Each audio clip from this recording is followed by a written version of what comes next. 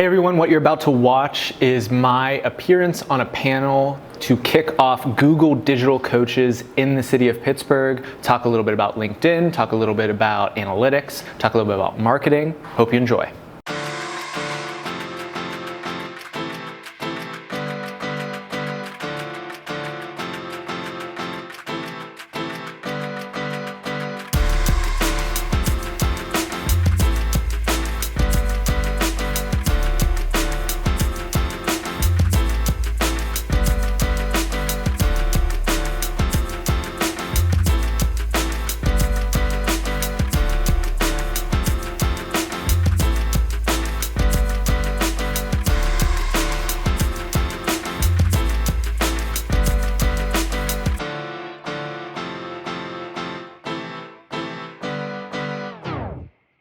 Hi everybody, my name's Aaron Watson. I host a local podcast called Going Deep, interviews a bunch of different entrepreneurs, leaders, investors around the greater Pittsburgh area.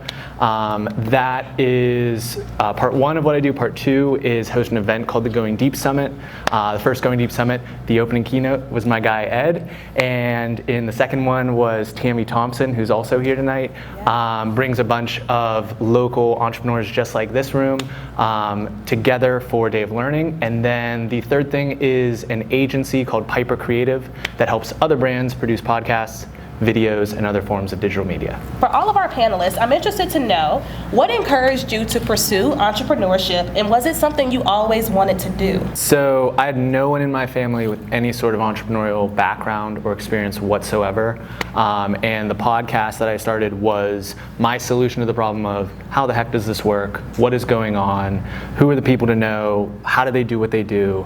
And so over the course of the last 3.5 years, I used the invitation of being on my show where I would come to them, set up the equipment, ask them a bunch of questions, and share those stories with an audience that I was cultivating as an excuse to ask all the questions that I was super curious about. And in addition to getting their answers to the things that I might be struggling with, there's also a degree to which I got to study the way the tech entrepreneur or the salon owner, or the boutique owner, or the consultant, or the investor was moving, how their office looked, how the team around them operated, and start to figure out what it was that I wanted from my own entrepreneurial endeavors, and which path might fit the best for my personality and the way that I operate. So let's talk about digital, and because this event is all about technology and leveraging digital. For everyone on the panel, can you share with us what role has social media and digital marketing played in the growth of your brand? So what's really fascinating here, and I think this is another important takeaway for everyone, is we've got Facebook, we've got Instagram, we've got Twitter. Ed's also got a great email list. And in my case, LinkedIn and a podcast, a digital audio show, was the driver of my business. And the really interesting thing there is that there is not a single right answer to the problem. I think that someone could... What? Come on and teach. Yeah. What's really interesting is that there's even an opportunity for someone to sell people coming into a nail salon on LinkedIn if you understand the language of that platform and the way that operates. I'm nowhere near as witty as Ed, so I'm not going to do as well on Twitter. I'm not as beautiful as any of these ladies. I'm not going to do particularly well on Instagram. But on LinkedIn, I know how to speak the language of that platform and utilize it for my business's purposes. So what my business is doing is trying to get other businesses to sell multi-$1,000 contracts to my company so that I can deploy talented people like Hannah to make pictures and audio and video for their business.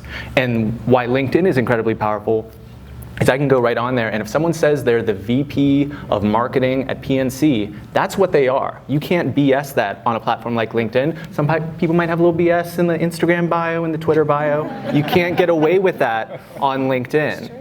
And so the most important thing that I've learned from figuring out that platform is a 3-step framework for figuring out the platform that you want to operate on. Starting just at a point of consumption. If you want to be great at Twitter, you need to consume great tweeters like Ed Lattimore. Then, as you're consuming that, not jumping all the way to creating something completely original, but just commenting and curating. When someone's doing something that you like, let them know, say something more than nice, neato. But thoughtfully articulate why it is that you appreciate what they created, and then curate the things that you're enjoying so that the people who might be following you can can say, oh, that person has good taste, at the very least as a starting point. Then, as you learn the language of whatever platform it is that you're focusing on, then you create that original thing that's in your voice that follows the best practices that you've been studying from the best operators on the platform that you want to be on, and that is going to greatly increase the likelihood of success on the platform that you want to operate on. I want to talk about relationship building, because in the age of social media, I know sometimes it can get lost, but I know in my case and in Aaron's case, it's one of the biggest things that helps us to build relationships. So I'm interested for the panel, how often are you making time to be intentional about building your network? And then you're all busy. I was fortunate that you all were available today. But what strategies are you using to maintain those relationships as you're growing your business?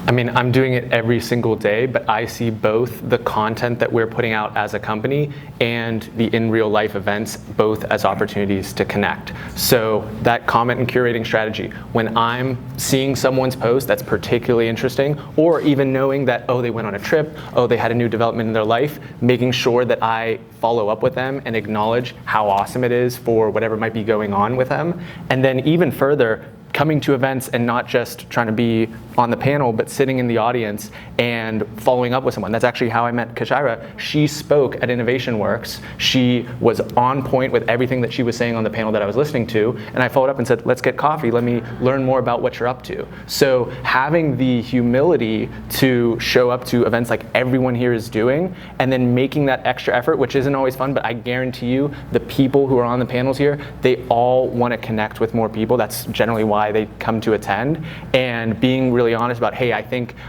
there might be a few questions that I could ask you, or following up afterwards and learning what you want to learn. And people want to connect with people who want to learn. That's the other interesting thing, is if you're really honest about what you're trying to accomplish and where you might be stuck, in my experience, every time I follow up after an event like this, the person's going to make an honest attempt to help you. If they don't necessarily have the skills, maybe they can point you in a direction where that'll happen.